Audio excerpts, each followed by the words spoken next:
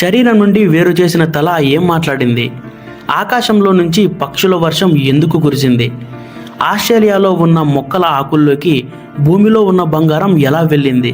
సముద్రంలో తప్పిపోయిన వ్యక్తి 133 రోజులు తిమింగలాల నుండి ఎలా తప్పించుకున్నాడు? టైటాన్ మునిగిపోతుందని మోర్గాన్కి ముందే తెలుసా? పిల్లల్ని పోస్టల్ బాక్స్లో ఎందుకు పంపించేవారు? చనిపోయిన శవానికి ఉరి ఎలా వేశారు? మూత్రాన్ని ఎందుకు పుక్కిలించేవారు? మేరీ అనే ఏనుగును ఎందుకు ఉరివేశారు? హాయ్ ఫ్రెండ్స్, ఈరోజు నేను మీకు ఇంట్రెస్టింగ్ అండ్ ఇన్ఫర్మేటివ్గా అనిపించే 20 రియల్ ఫ్యాక్ట్స్ని మీ ముందు ఉంచుతాను.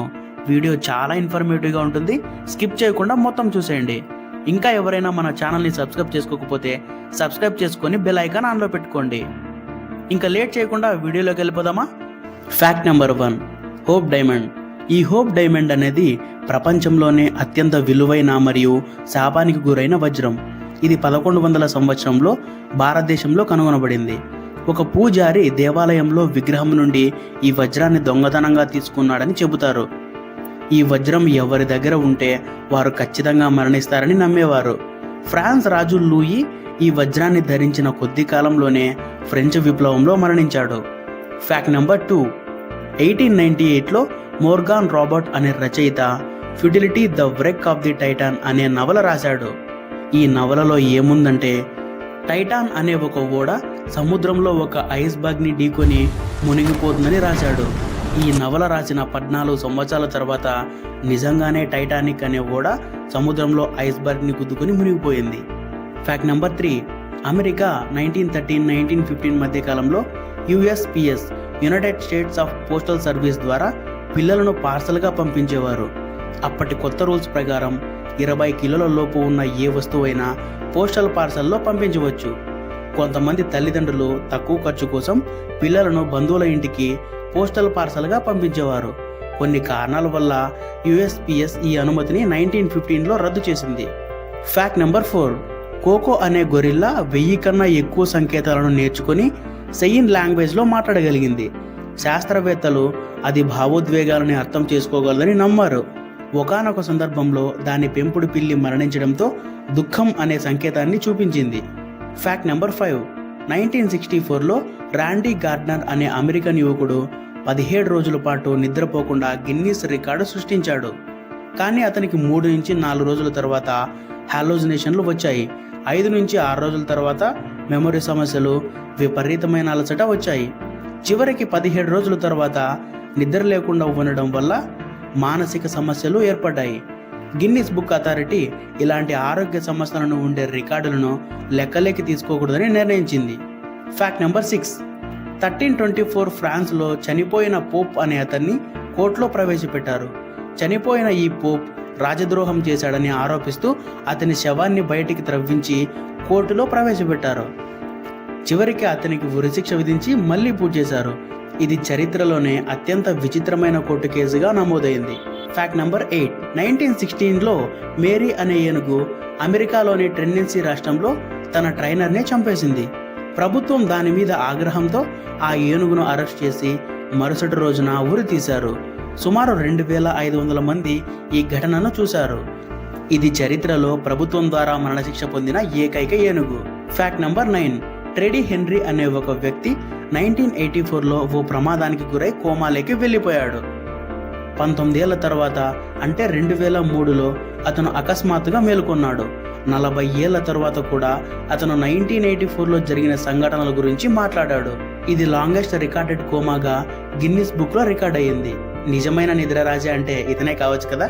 ఫ్యాక్ట్ నెంబర్ 10, మనిషి మెదడు అనేక భావోద్వేగాలను నియంత్రించినా దీనికి నొప్పిని కలిగించే రిసెప్టర్లు ఉండవట. అందుకే డాక్టర్లు బ్రెయిన్ సర్జరీల సమయంలో రోగులను అవేర్లో ఉంచి ఆపరేషన్ చేస్తారు. అంటే మెదడు మనలో నొప్పిని ఫీల్ అయ్యేలా చేస్తుంది, కానీ తనకు మాత్రం నొప్పి అనిపించదు. సో ఇప్పటి నుండి లవ్ ఫెయిల్ అయిన వాళ్ళు గుండె మాట కాకుండా మెదడు మాట మాత్రమే వినండి, ఎందుకంటే తనకు బాధ ఉండదు కదా, అందుకే చెప్పా.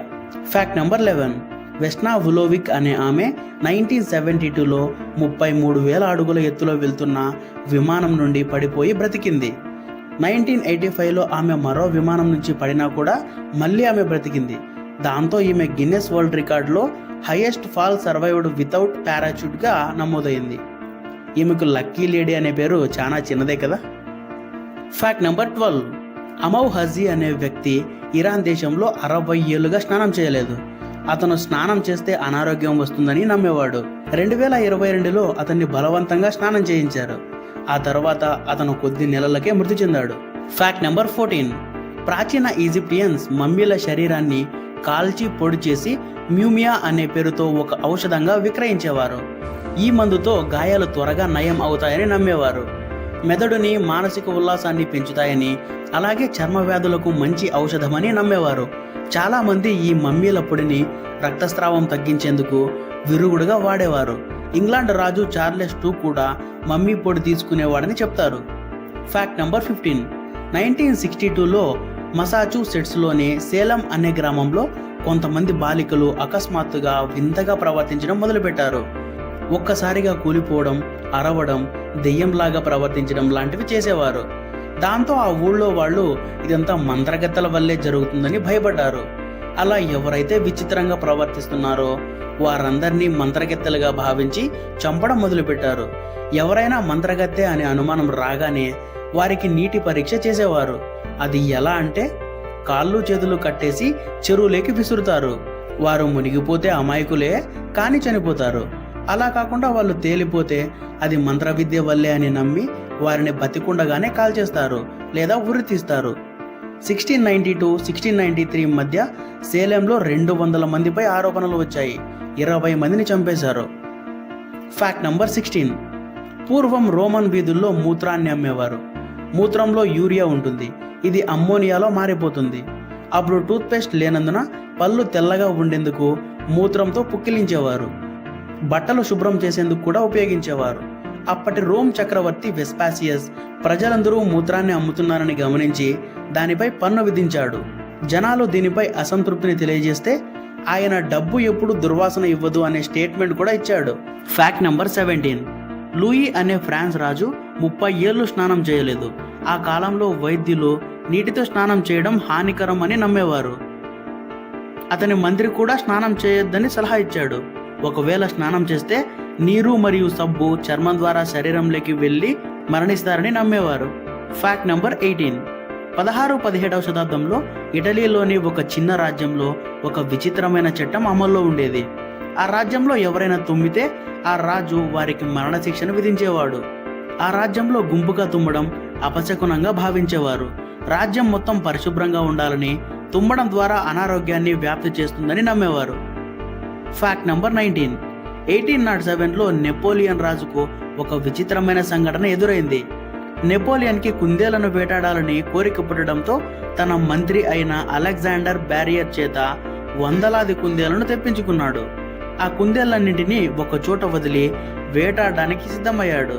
అవి అడవిలో పెరిగిన కుందేళ్లు కాకుండా మనుషుల చేత పెంచబడిన కుందేళ్లు కావడంతో ఆ కుందేళ్లు నెపోలియన్ని తమకు ఆహారం వేసే వ్యక్తిగా భావించి వందలాది కుందేళ్లు నెపోలియన్ మీదకి ఎగబాకడం మొదలుపెట్టాయి.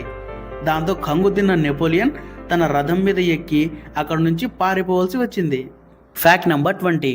16వ శతాబ్దంలో ఇరాన్ రాజు షా అబ్బాస్ తన తలపై ఎవరైనా ముట్టుకున్నా లేదా కిరీటం పెట్టినా వాళ్ళకి ఉరిశిక్ష వేసేవాడు. ఎందుకంటే అతని తల దేవతల ఆశీర్వాదంతో పవిత్రమని, ఎవరైనా ముట్టుకుంటే అపవిత్రం అయిపోతుందని భావించి వాళ్లకు ఉరిశిక్ష విధించేవాడు. 1941 రెండవ ప్రపంచ యుద్ధంలో జర్మనీ బ్రిటన్పై బాంబుల వర్షం కురిపిస్తోంది. అదే రోజు రాత్రి జులియానా అనే గ్రేట్ డేన్ కుక్క తన యజమాని ఇంట్లో ఉంది. ఆ ఇంట్లోకి ఒక ఇన్సెండియా అనే ఒక బాంబు పడి కాసేపట్లో పేలడానికి మంటలు వస్తూ సిద్ధంగా ఉంది. అది గనుక పేలితే ఆ ఇల్లు ఒక్క ముక్క కూడా మిగలకుండా బూడిదైపోతుంది. కానీ ఆ కుక్క ఆ బాంబు మీద మూత్రం పోసి మంటలను ఆర్పేసింది. ఆ కుక్క చేసిన ధైర్యానికి దానికి బ్లూ క్రాస్ మెడల్ కూడా ఇచ్చారు. Fact number 2. 1942 రెండవ ప్రపంచ యుద్ధంలో HMS అనే ఒక బ్రిటన్ ఓడ ఎడిన్బర్గ్ అనే సముద్రంలో మునిగిపోయింది. దానిలో ఏకంగా 5 టన్నుల సోవియట్ బంగారం ఉంది. ఈ బంగారం అంతా సోవియట్ నాయకుడు అయిన స్టాలిన్ రాజ్యానికి వెళ్తోంది. మధ్యలో జర్మన్ సేనలు ఈ ఓడ మీద దాడి చేశాయి. అప్పుడు ఆ ఓడలో ఉన్న బంగారం అంతా సముద్రంలో మునిగిపోయింది. మళ్ళీ 1981లో ఈ బంగారాన్ని సముద్రంలో నుంచి తీశారు. చరిత్రలో అత్యంత ఖరీదైన గోల్డ్ రికవరీ ఆపరేషన్ అంటే ఇదే. Fact number 3. 1814 లండన్లో ఒక బీరు ఫ్యాక్టరీ ట్యాంక్ పగిలిపోయింది. 1.4 మిలియన్ లీటర్ల బీరు వీధుల్లో వరదలా పారింది. ఈ వరదని లండన్ బీర్ ఫ్లడ్ అని పిలుస్తారు. 19వ శతాబ్దంలో లండన్ బీర్ తయారీ కంపెనీలు వాట్స్ అని పిలువబడే 14 లక్షల బీరును నిల్వ చేసే ట్యాంకులను ఉపయోగించేవారు.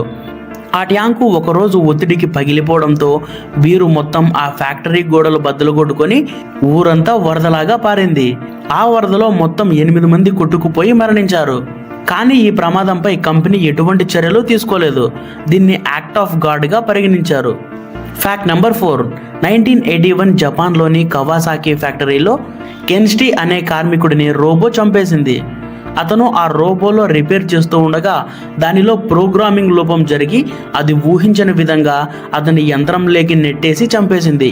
ఇది చరిత్రలోనే మొట్టమొదటి రోబో హత్యగా నమోదైంది. Fact number 5. 1997 సముద్రంలో ద బ్లోప్ అనే ఒక భయంకరమైన శబ్దం హైడ్రోఫోన్లో రికార్డ్ అయింది.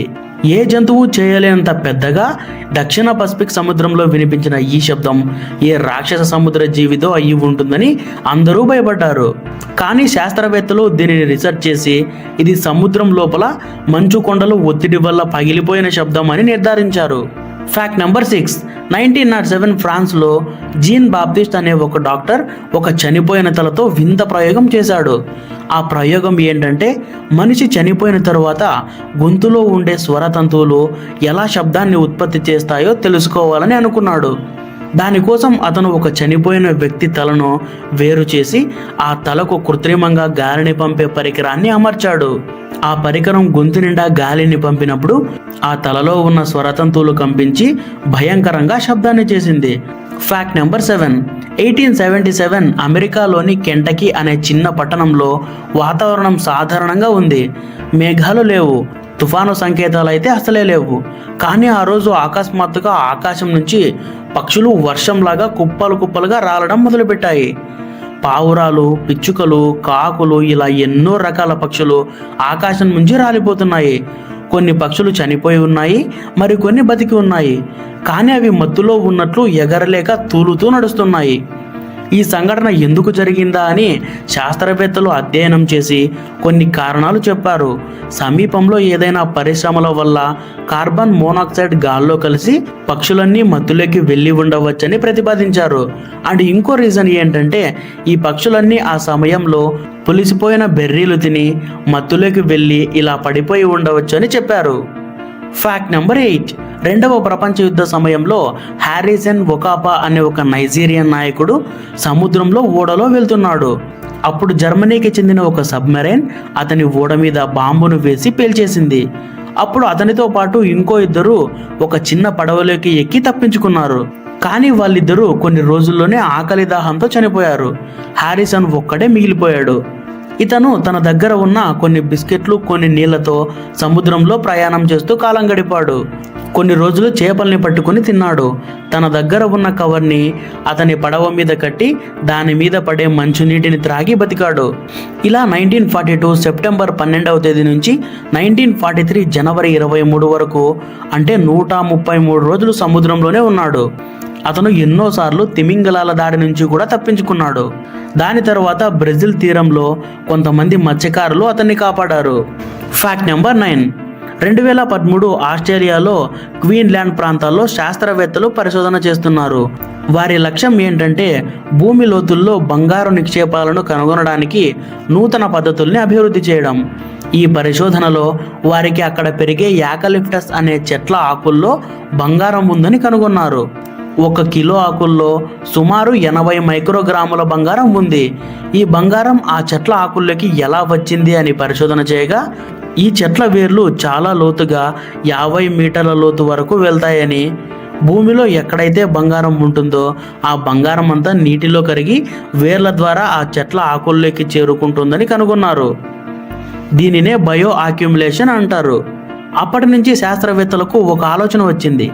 భూమిలో బంగారం ఎక్కడ ఉందో తెలుసుకోవడానికి ఖరీదైన తవ్వకాలకు బదులుగా ఈ చెట్లను పెంచడం ద్వారా బంగారం ఎక్కడ ఉందో గుర్తించవచ్చని అనుకున్నారు.